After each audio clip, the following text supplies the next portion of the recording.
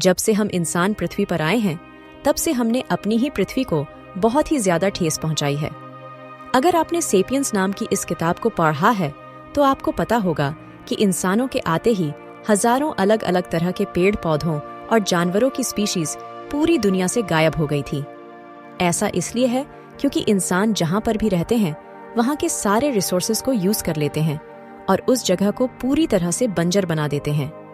इस वजह से वहां पर रहने वाले जानवर भी मर जाते हैं। साइंटिस्ट इस बात पर कई बार रिसर्च कर चुके हैं कि इंसान जब भी किसी नए एरिया में जाते हैं तो वहां की करीब 70% जानवरों और पेड़ पौधों की आबादी को पूरी तरीके से बर्बाद कर देते हैं।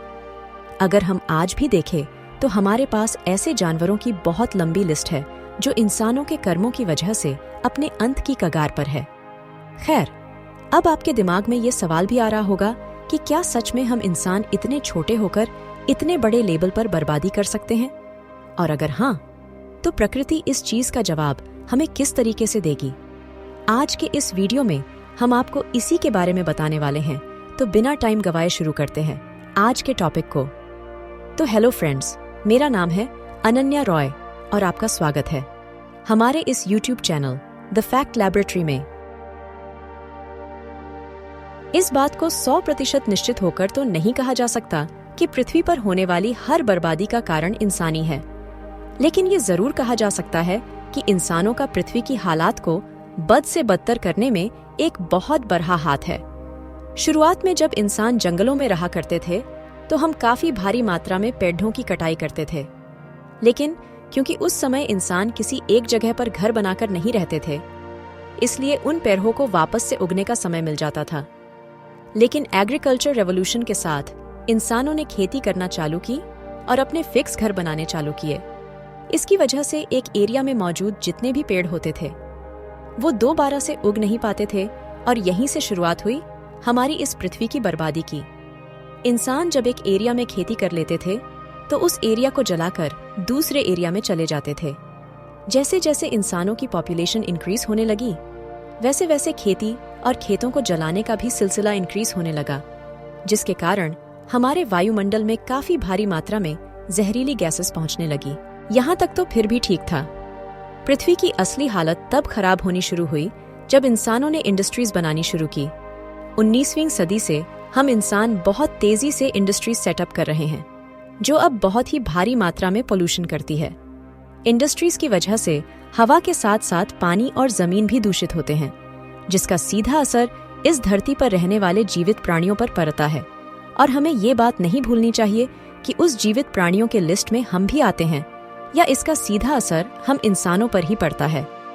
जब कार्बन डाइऑक्साइड जैसी गैस हमारे वायुमंडल में जाती है तो वह बिल्कुल एक कवच का काम करती है। ये सूरज से आने वाली गर्मी और लाइट को पृथ्वी के अंदर तो आने देती है, लेकिन उस हीट को वापस से बाहर नहीं जाने देती।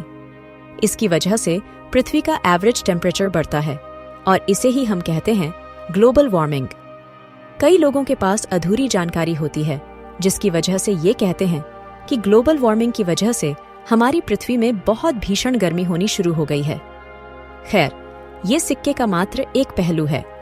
ग्लोबल वार्मिंग की वजह से ज्यादा गर्मियां तो होती है, साथ ही में बहुत ज्यादा सर्द ठंडियां भी होती है, यानी दोनों तरह के ही टेम्परेचर अपनी चरम सीमा पर जाते हैं। अभी हाल ही में कनाडा और अमेरिका जैसे देशों के उत्तरी भाग में बहुत तेज रफ्तार से चलने वाली बर्फ के तूफान आए थे। इन दोनों की वजह से अमेरिका और कनाडा के सारे घर पूरी तरीके से बर्फ से ढक गए थे। जब ऐसे तूफान आते हैं तो आमतौर पर घरों की विंडोज तक टूट जाती है और घरों में रहने वाले लोगों की ठंड की वजह से मृत्यु तक हो जाती है। इस तरह तूफानों की वजह से ही अकेले अमेरिका में -45 डिग्री सेल्सियस का तापमान रिकॉर्ड किया गया था। और अगर समय में थोड़ा पीछे गर्मियों के मौसम में जाए तो अमेरिका की इन्हीं एरिया में अभी तक के सबसे गर्म मौसम को भी रिकॉर्ड किया गया था। ये बिल्कुल सीधा उदाहरण है ग्लोबल वार्मिंग का। इसकी वजह से भीषण गर्मी तो होती है, साथ में भीषण ठंड भी होती है, और दोनों ही सभी जीवित प्राणियों के लिए ये जानलेवा है। आमतौर पर हमें किताबों में पढ़ाया जाता है कि पोल्यूशन इन सब चीजों का कारण है। साथ ही में ज्यादातर साइंटिस्ट भी हमें यही बताते हैं कि पोल्यूशन और ग्लोबल वार्मिंग ही हमारी बदलती पृथ्वी का कारण है। असल में ये पूरी जानकारी नहीं है। हमें पोल्यूशन का रीजन इसलिए दिया जाता है क्योंकि वो ऐसी चीज है जिससे हम इंसान कंट्रोल कर सकते हैं। पोल्यूशन के अलावा आइस एज एक बड़ा कारण है पृथ्वी में आने वाले बदलावों का। ये पृथ्वी का एक ऐसा फेज होता है जिसमें पृथ्वी के ज्यादातर एरिया बर्फ से ढक जाते हैं और वहां पर रहने वाले पेड़, पौधों, पशु और पक्षियों की मृत्यु हो जाती। ऐसे में वो जानवर बच जाते हैं जो जमीन के नीचे रहते हैं। जमीन के नीचे रहने वाले जानवर किसी न किसी तरीके से अपने आप को जीवित रख लेते हैं, लेकिन अगर उन्हें भी सही ढंग से खाना नहीं मिलता है तो उनकी भी मृत्यु हो जाती है। पृथ्वी पर होने वाले जियोलॉजिकल चेंज जिसका एक बहुत बड़ा कारण आइस एज है, लेकिन इससे आम तौर पर मीडिया में इसलिए नहीं बताया जाता है क्योंकि हम इंसान इसको कंट्रोल नहीं कर सकते। ये पूरी तरीके से कुदरत के कंट्रोल में है। हमें सिर्फ पोल्यूशन के बारे में इसलिए बताया जाता है क्योंकि वह इकलौती ऐसी चीज है जिसको हम इंसान कंट्रोल भी कर सकते हैं और उससे अपनी पृथ्वी की हालत भी सही कर सकते हैं। आइए पोल्यूशन और आइस एज पर थोड़ी और नजर डालते हैं। हमारी पृथ्वी अपनी धुरी पर 23.5 डिग्री झुकी हुई है। यह अपनी धुरी पर घूमती रहती है और साथ ही में सूर्य का चक्कर लगाती रहती है। सूर्य का चक्कर लगाने की वजह से हमारे मौसम में बदलाव आते हैं और जब एक चक्कर पूरा हो जाता है तो उसे हम इंसान एक साल कहते हैं। पृथ्वी के अपने ही दूरी पर घूमने की वजह से दिन और रात होते हैं और इससे भी सीजन पर थोड़ा बहुत असर पड़ता है। नॉर्वे नाम के एक देश में गर्मियों के समय में सूर्य अस्त होता ही नहीं है और ठंडियों के समय में सूर्योदय नहीं होता है। ऐसा इसलिए है क्योंकि ये देश नॉर्थ पोल के काफी करीब मौजूद है। यहाँ पर 6 महीने सूरज रहता है और बाकी 6 महीने अंधेरा रहता है। हमारी पृथ्वी सूर्य का चक्कर एक गोल रास्ते पर नहीं बल्कि एक अंडाकार रास्ते पर लगाती है। इसे अंग्रेजी में इलेक्ट्रिकल ऑर्बिट कहा जाता है। ध्यान देने वाली बात यह है कि सूर्य इस ऑर्बिट के केंद्र में नहीं है। इसकी वजह से एक पॉइंट ऐसा होता है जब पृथ्वी सूर्य के काफी ज्यादा दूर होती है और एक पॉइंट ऐसा होता है तब यह सूर्य से ही काफी ज्यादा करीब होती है।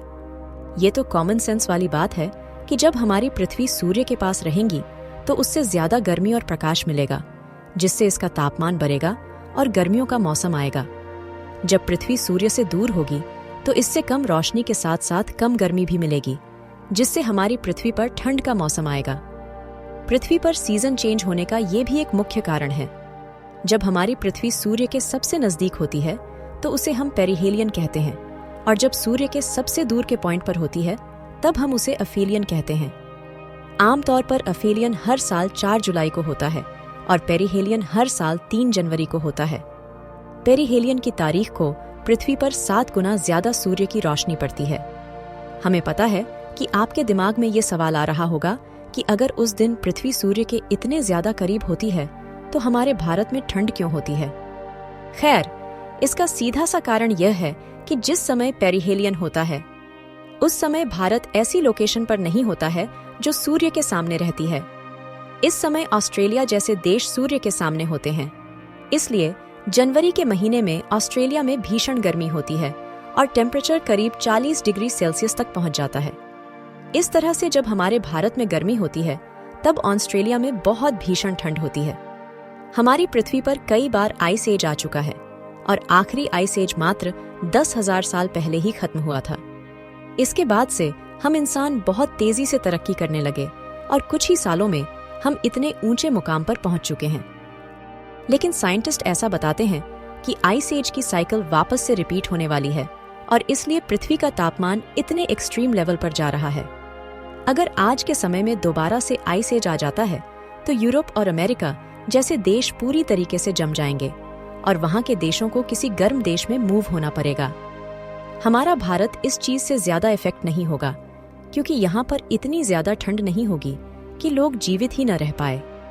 ऐसा कुछ हाल ब्राजील का भी होगा। वहां पर भी इतनी ठंड नहीं होगी कि इंसानों का जीना दुश्वार हो जाए। कई वैज्ञानिक इस बात की भी चेतावनी देते हैं कि ऐसा भी हो सकता है कि आइस एज बहुत ही ज्यादा स्ट्रांग हो। इसकी वजह से भारत और ब्राजील जैसे देश भी जम जाए। ऐसे में दुनिया के सारे समंदर और नदियां भी पूरी तरीके से जम जाएगी और यहाँ पर रहने वाली आबादी पूरी तरीके से खत्म हो जाएगी। बहुत गिने चुने ही ऐसे जानवर होंगे जो इस प्रलय से अपने आप को बचा पाएंगे।